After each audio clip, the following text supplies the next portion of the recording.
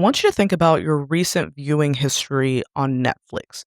Maybe the shows that popped up in the top 10 that you actually chose to watch. Maybe you really liked them, so you gave them the double thumbs up. And then just the kind of categories that Netflix is recommending for you. Do you notice any patterns? So, Netflix's For You feed doesn't just predict taste, it creates continuity.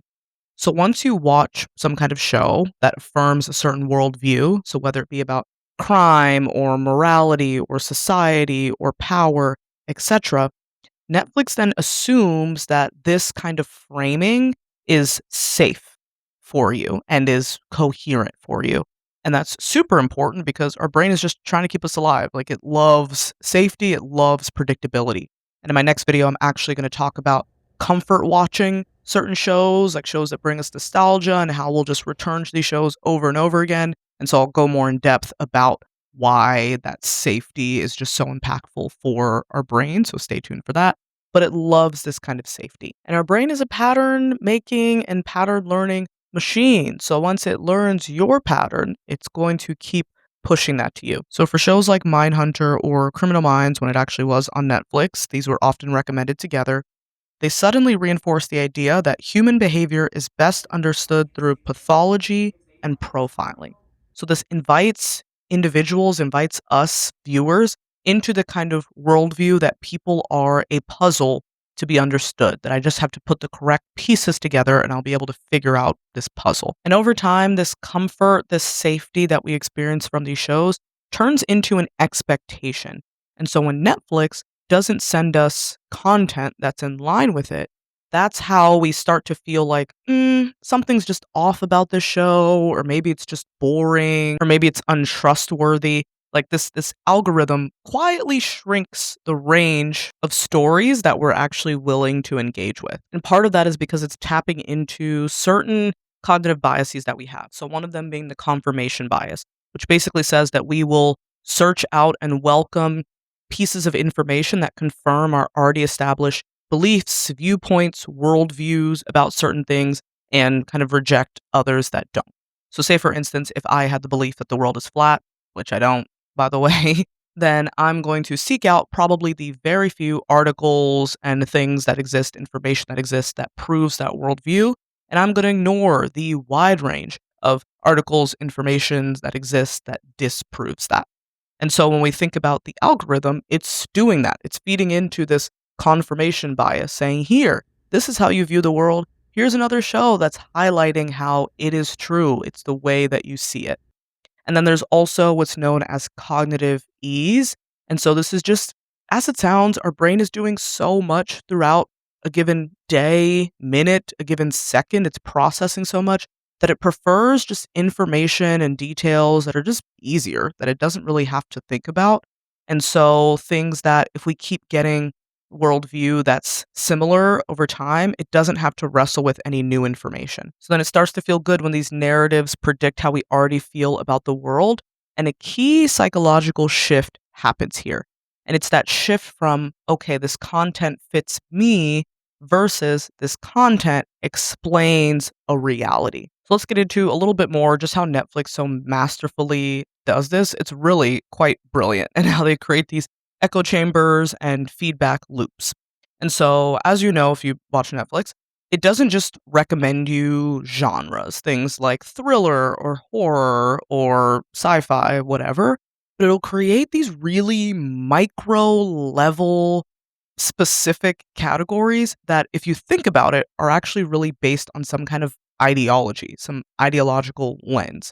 And so it might say something like strong female anti-heroes. So you're going to get shows and movies with that, or institutional corruption thriller. And that's because these silos, it really reduces narrative friction, meaning we are not challenged by different stories that interpret the same kind of situation, the same kind of problem in a different way. They'll interpret it the same way. So how I gave the example of an institutional corruption thriller. We know that all the shows that are in that category are going to tackle the problems that are happening in the world based on the institutional level. Like they're not going to focus in on how the individual, how there might be aspects of that that's leading to the corruption. And a great example of this is if you watched Ozark, for instance, it likely nudged you towards a Breaking Bad adjacent type show like Narcos, which reinforced a worldview maybe where systems are irredeemably corrupt and morality is always compromised, right? The more you watch those shows, the more you begin to see that and think that. So then it creates this Netflix bubble where every show starts to feel like a piece of just the same truth. And so we talked about what this kind of will look like on the individual level, but what about the collective level where we start to get into this kind of collective delusion? What's going on there? And so when millions of people, like millions of people are on certain streaming services like Netflix, when they are fed the same types of narratives, when it's framed in a certain way, this can lead to what's known as the false consensus effect, where you start to think, oh, well, everybody sees this in the same way as me. There's been a bunch of psychological studies on this and a well-known kind of concept, and one of them that comes to mind is, for instance, with college students. People would ask how much they assume that other folks in college are drinking, right? And because of the framing that we see it in a bunch of shows and movies where people in college are doing that. Maybe you're in class with, the frat bros or people who are talking about their plans for the weekend that include drinking, etc. And so it can create this false consensus effect where you're thinking, well, majority of people will do this, especially if you're a person, say, in college that's drinking too. It's like, well, everybody does this in college, right? And often what those studies have shown is that people will really overestimate the actual amounts of folks that are doing those behaviors, which is why it's called a false consensus effect. And we'll hold on to that for a minute while I just want to talk about the idea that our fictional worlds, they really do shape our reality. So think about Black Mirror.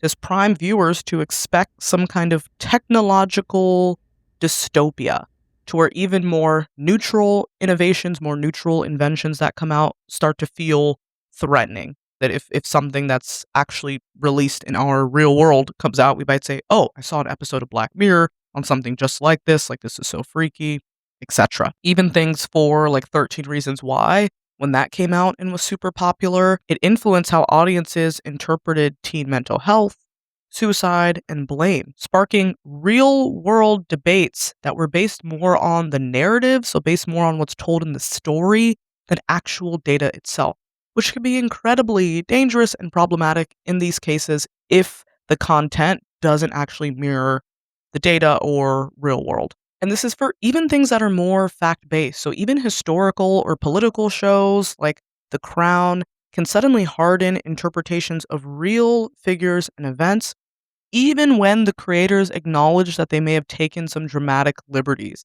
Like, we don't necessarily care. We kind of will think, okay, well, that's how maybe this person was or they acted, and we might shift how we feel about them. And then this is where the false consensus effect comes back in because these shows are algorithmically validated, meaning you can just have autoplay and you'll get a similar show, or they're in the top 10 list. So maybe the one that you click to watch, you'll see that, okay, for it to get in the top 10, millions of other people had to have watched this too. Then, when there's other people who have kind of interpretations or beliefs that aren't similar, we could just brush that off as being more fringe or an outlier.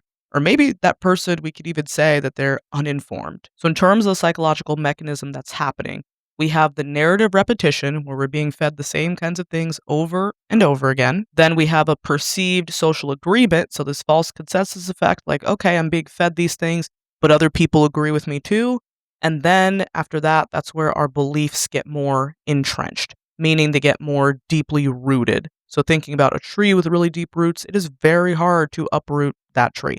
Same with us once we get to that stage of this echo chamber, this feedback loop. So let's talk more about the real world impacts of this, because I'm not just doing this video just for fun because it's an interesting topic, but so that you can be on the lookout for this and really see the problems it can cause and how you can actively change this, which that'll come at the end of this video where I talk about ways to actively fight against this echo chamber that is feeding us into these kinds of beliefs that might not necessarily be true or helpful. And so thinking about these shows, when they finish or even during and we're discussing them, we're not really just discussing them. I mean, we start to even adopt some of these shows into our own language that we're using, or there might be certain metaphors or moral frameworks that come from it. So thinking about Black Mirror, once again, like if something is released, we might be like, "Oh my gosh, that's so Black Mirror." It becomes like a part of our terminology, this show that's happening. Or even very recently, I was watching the newest season of Bridgerton with some of my friends, and there's a scene in it where one of the characters, he's staring at another for like a really long period of time. And I said, "Okay, Joe Goldberg," like thinking about the episode of You. And so even bringing in those kinds of terminology, if somebody's being creepy or stalkerish, how you might describe them as like a Joe Goldberg, for instance. And so some of those are more lighthearted. They might not make such a big difference. I mean, for certain ones like Black Mirror, it might cause us to be unnecessarily afraid of certain things, and so in that sense, maybe it could spike, like, anxiety if you're already anxious, etcetera, and you're having that framework, but overall, not that big of a deal. But other ways that this kinda echo chamber that we can see it play out is things like when it comes to kind of more political affiliation or political kind of polarization, Netflix can also pick up on this too. And so maybe we start to watch more shows that talk about, like, systemic oppression and an institutional failure if we're leaning one way politically versus another show that focuses more on individual responsibility and personal corruption. And then there's so much that is being impacted in terms of this true crime saturation that's happening and people being so interested in true crime. And if you're not as much, you can just skip to the next part where I'm going to talk about what we can do to beat this loop. In terms of studies, there have been a few of them. One, for instance, broke up people into groups and have them watch more crime heavy content, so either true crime or even dramatized crime, things like the shows Dahmer or the Monster series in general that we know is just really dramatized in a problematic way, but might be watching things like that. And then people who are watching, non true crime, just lighter content. And so afterwards, the people who are watching more true crime heavy content had higher fears of walking alone for the sake of, encountering certain strangers. They were overestimating that certain crime or crime in general is increasing even when it wasn't. And then they had much stronger support for more harsher, punitive penalties. So now it's really shaping a person's belief in pretty tangible ways just from watching these things. And this was after brief exposure. Like, this was just in an experimental sense. They had them watch something for not a long period of time. So imagine binge watching on a streaming service, what that does. And then there's been a lot of studies that compared people who just naturally watch true crime versus people that don't, and have seen that they often overestimate things like the presence of serial killers or stranger abductions or just random homicide, and underestimate things like domestic violence by a known victim or certain white collar crimes, etc. And this could be a real issue because maybe the person is not as primed to see the potential danger or the crimes that could be happening to them or around them, or even thinking about people's willingness to kind of report on certain crimes. Like, already there's a lot of stigma, or not necessarily, well, I guess I would say stigma around people when it comes to certain domestic violence, and there can be a fear of reporting that or certain other crimes that might happen to a person. And so, if people are then underestimating the likelihood that this happens, there might be less likelihood then to believe the victim and say, that's probably not happening. I mean, most times it might be a random person that is doing this to you and not a loved one or whatever else.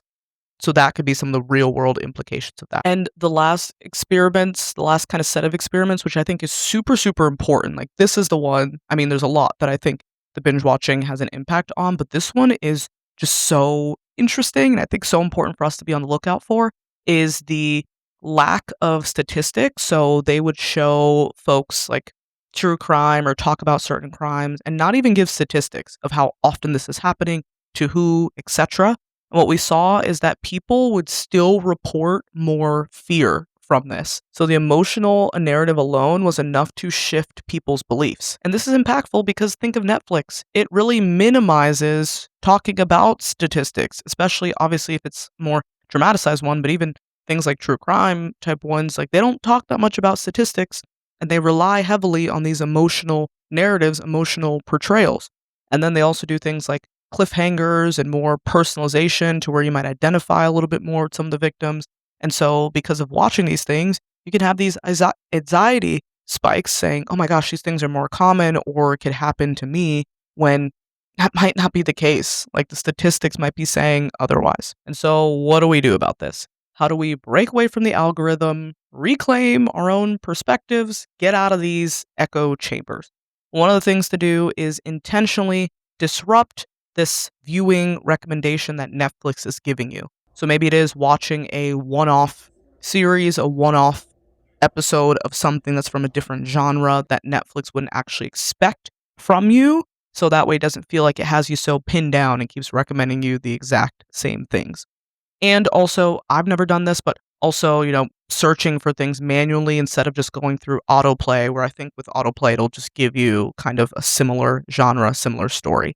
So you can intentionally disrupt this algorithm. Another thing as well, I know that might be hard to hear, especially if you just really enjoy the shows that you're watching, which you likely do because Netflix is making it that way. They're intending for that to be the case, is to just have a kind of narrative skepticism.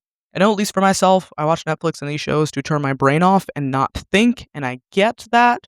But at least being curious and kind of asking yourself, okay, what kind of worldview is this show meant to have me believe? Like, what does it make me want to think about the world? That can be super important. And then to keep you away from that kind of confirmation bias, only looking at things that agree with your point of view, it could be going through like a cross platform contrast. So, getting off of Netflix, looking at how the same topic appears in maybe other documentaries or books or just like non algorithm based sources. So, not just getting the info from Netflix, but seeing how it appears maybe in more real life. Like, what do the actual books and documents say about true crime, for instance? And a big one in terms of being preventative is just teaching media literacy. This is such a big one, but algorithms, they optimize engagement, not truth, not any kind of nuance, and not psychological health either. And so being able to be more media literate and know these tricks, teaching folks that are younger than us to be more media literate can be really, really important. That way we're not necessarily duped by the things that they're doing to try to kind of pull us into these false worldviews. So to sum up, I'm not saying that necessarily Netflix or any of these shows tell you what to believe, because I would argue that they don't, but it more so tells you what feels comfortable to believe, and then it repeats it until it becomes a reality for you. And so if we're not aware of it, we are going to be sucked into these rhythms and patterns that could be really harmful for us and society generally.